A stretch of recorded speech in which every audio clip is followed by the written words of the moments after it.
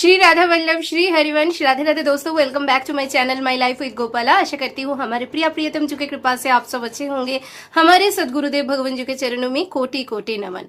दोस्तों, चंद्र ग्रहण को लेकर मैंने कल एक शॉर्ट अपलोड किया था कि चंद्र ग्रहण की वजह से जो आरतियों का समय है वो उसमें बदलाव आ रही है। तो ये जो बदली हुई समय है, इसका निर्देशिका श्री धाम वृंदावन श्री राधा वल्लभ लाल जी के मंदिर से ही प्राप्त हुई थी। अभी श्रीहित सेवक जी की बानी में साफ साफ ये लिखा हुआ है कि सूतक, पातक, ग्रहण ये सब हमारी उपासना में कोई प्रभाव विस्तार नहीं कर सकता है। हमारा जो अष्टयाम सेवा पद्धति और अष्टयाम का जो सेवा है वैसे ही चलता है जैसे नॉर्मल दिनों में भी चलेगा। ना तो इसमें ग्रहण का कोई प्रभाव लगता है, ना तो इसमें सूतक या पातक का कोई प्रभाव लगता है। तो आरतियों का समय क्यों बदला जा रहा है? बहुत सारे लोगों के मन में ये प्रश्न आया होगा। और वीडियो में आगे बढ़ने से पहले मैं एक रिक्वेस्ट करूंगी हाथ जोड़ के। आप में से जिन जिन भक्त जनों को, जिन जिन साधक जनों को गुरु शरणागति प्राप्त हो चुकी है, वे कृपया अपने गुरुदेव का, अपने सदगुरुदेव भगवान जी का ही निर्देश पालन करें, क्योंकि आपके लिए सदगुरुदेव भगवान जी का निर्देश ही सर्वोपरि है, वो ही वेद वाक्य है। और अभी मैं आप लोगों को बताऊंगी क्यों श्री धाम वृंदावन श्री राधा वल्लभ लाल जी के मंदिर में आरतियों के समय में बदलाव किया जा रहा है। दोस्तों, निकुंज उपासना में हम सब है, युगल उपासना और निकुंज उपासना। और हमारी जो इष्ट हैं श्यामा महारानी निकुंज स्वामिनी है। तो दोस्तों, श्री राधा वल्लभ लाल जी कौन है? निकुंज स्वामी और निकुंज स्वामिनी के युगल स्वरूप, मिलित स्वरूप है। दो मन मिले एक ही भय श्री राधा वल्लभ लाल। अभी इनका नित्य विहार चलता है। नित्य ये निकुंज में विहरण करते हैं। और वे निकुंज भी कहाँ है? ये ब्रह्मांड, सूर्य, चंद्र, कोटि कोटि नक्षत्र इनसे परे हैं। इनके प्रभाव, ग्रह का प्रभाव, ग्रहण का प्रभाव निकुंज में कुछ प्रभाव विस्तार कर ही नहीं पाता है। निकुंज में इसका कोई प्रभाव है ही नहीं। तो चंद्र ग्रहण के दिन क्यों आरतियों का समय बदलाव किया जा रहा है? क्योंकि चंद्र ग्रहण को हम ग्रहण या सूतक के हिसाब से देख ही नहीं रहे हैं। ये हमारे लिए एक उत्सव है। निकुंज में चंद्र ग्रहण एक उत्सव है। दोस्तों, बहुत ही सीधे सीधे सरल तरीके से आप लोगों को समझाने की चेष्टा करूंगी। जो मुझे आचार्यगण से प्राप्त हुई है ज्ञान, उसी का मैं वर्णन यहाँ पे करूंगी। जो नित्य दिन हमारे श्री जी यानी हमारी राधा वल्लभ लाल जी के अंग सेवा करते हैं, जो स्वयं श्री हरिवंश महाप्रभु जी के वंशज हैं, उनके परंपरा को, हित उपासना के परंपरा को आगे लेकर चल रहे हैं, उनके चरण तले बैठकर जो मुझे ज्ञान प्राप्त हुई है वो ही मैं आप लोगों के साथ आज शेयर करूंगी।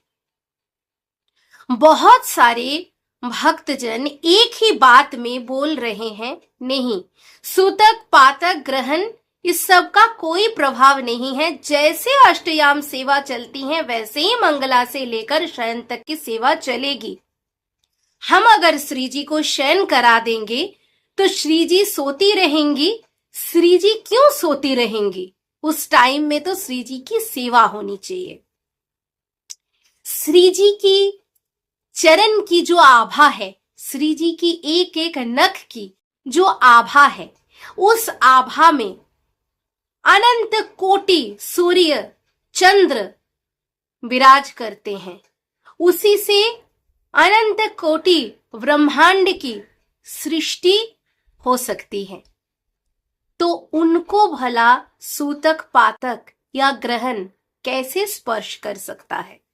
बिल्कुल स्पर्श नहीं कर सकता है। और इसीलिए सेवक जी ने अपनी वाणी में ये स्पष्ट रूप से कह दिया था, ना तो कोई सूतक पातक और ना तो ग्रहण। पर यहाँ पे उत्सव ऐसे मनाई जाती है, ग्रहण का उत्सव, कि देखो हम नित्य दिन रात 8:30 से 9 के बीच श्री जी को सभी श्रृंगार हल्का करके इत्र सेवा निवेदन करके उनको शयन कराते हैं। गृहस्थी में प्रॉपर टाइम से कभी नहीं हो सकता है, कभी मानो थोड़ा पहले हो गया, कभी मानो थोड़ा बाद में हो गया। और फिर 4 बजे तक श्री जी को उत्थापित भी करा देते हैं। श्री जी के लिए रोज का सेम रूटीन, एक ही दिनचर्या। हम मंगला करेंगे, श्री जी को बाल्य भोग पाना पड़ेगा, हम आरती दिखाएंगे, श्री जी को उष्णता सहन करनी पड़ेगी, फिर हम जलवारी करेंगे, उनको शीतल होना पड़ेगा, फिर हम श्रृंगार करेंगे।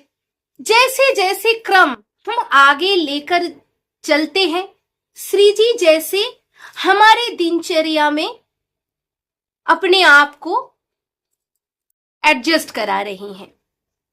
सहचरियों का जो मन है श्री जी को वो ही करना पड़ रहा है। तो दोस्तों, हमेशा हम लोग क्या दूसरे के अधीन होकर रह सकते हैं? हमेशा अगर हमें कोई बोले कि चलो तुम्हें ये कराएंगे दिन भर, मान लीजिए ऑफिस में जो लोग जाते हैं, ऑथोरिटीज जो बोलते हैं उसी के अकॉर्डिंग उनको चलना पड़ता है। और हम सोचते हैं कि हमारे जो ऑथोरिटी हैं, हमारे जो मालकिन हैं, उनको हम सेवा करेंगे, उनको सेवा तो लेनी पड़ेगी। इसलिए श्री जी को विराजमान रहना पड़ता है दिन भर, और धाम में, मंदिर में हमेशा उनको दर्शन भी देना पड़ता है। और फिर उत्सव आता है, औलाई नहीं होती है, उनको विराम कम मिलता है। और इसीलिए ये जो ग्रहण का दिन आता है, इसको एक अलग उत्सव की तरीके मनाया जाता है धाम में। ये जो ग्रहण है, ये जो समय है, इसका निकुंज में सच में कोई प्रभाव नहीं है। ना तो इस ब्रह्मांड में जहां पे हम भौतिक शरीर रूपी सहचरी बनने की चेष्टा करने के लिए, उनको सेवा निवेदन करने के लिए सूर्योदय हो रहा है, सूर्योदय होने को है ब्रह्म मुहूर्त, दोपहर को 12 बजने को आया है, 12:30 तक राजभोग लगाना होगा। ये जो समय है, इस समय में भी निकुंज बंधा हुआ नहीं है, श्री जी बंधी हुई नहीं है। ना तो हमारे ब्रह्मांड के समय में श्री जी को कोई बांध सकता है, और ना ही तो ग्रहण आदि के समय में श्री जी को कोई बांध सकता है, क्योंकि श्री जी इन सब से परे हैं। श्री जी के चरण की आभा में कोटि कोटि ब्रह्मांड को आलोकित करने वाली वो तेज विद्यमान है। फिर भी ये जो ग्रहण का समय कल आने वाला है, इसमें आरतियों के समय में बदलाव करते हुए हम श्री जी को थोड़ा सा निभृत यापन का सुख देने की चेष्टा कर सकते हैं।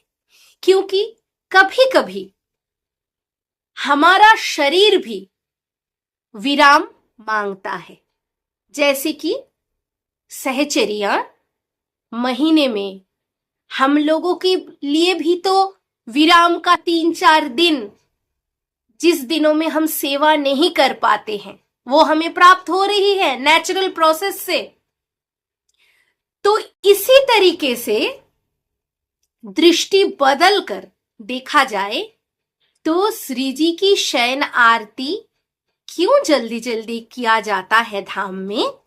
इसी वजह से किया जाता है कि चलो प्रिया प्रियतम दोनों को निभृत यापन करने देते हैं। चलो उनके लिए निभृत निकुंज का वो सुख हम प्रस्तुत करने की चेष्टा करते हैं जहां पर सहचरियां भी उनके मध्य में नहीं होंगी। वे सोएंगे और पट बंद रहेगा।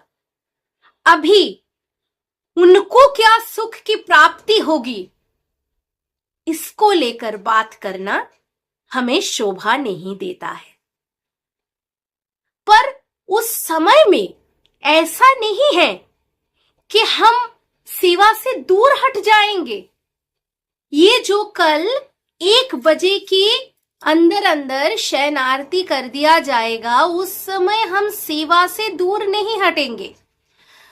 उस समय में हम क्या करेंगे? श्री जी जो अगले 12 घंटे तक शयन करने वाली हैं, श्री जी को उस विराम के दौरान कोई भी भोजन आदि सामग्री का कमी ना महसूस हो, इसलिए हम कल सुबेरे से बहुत अच्छी अच्छी पकवान बनाएंगे। जैसे ये ग्रहण, इसको थोड़ा सा पॉजिटिव तरीके से देखिए, ये हमारे लिए उत्सव है।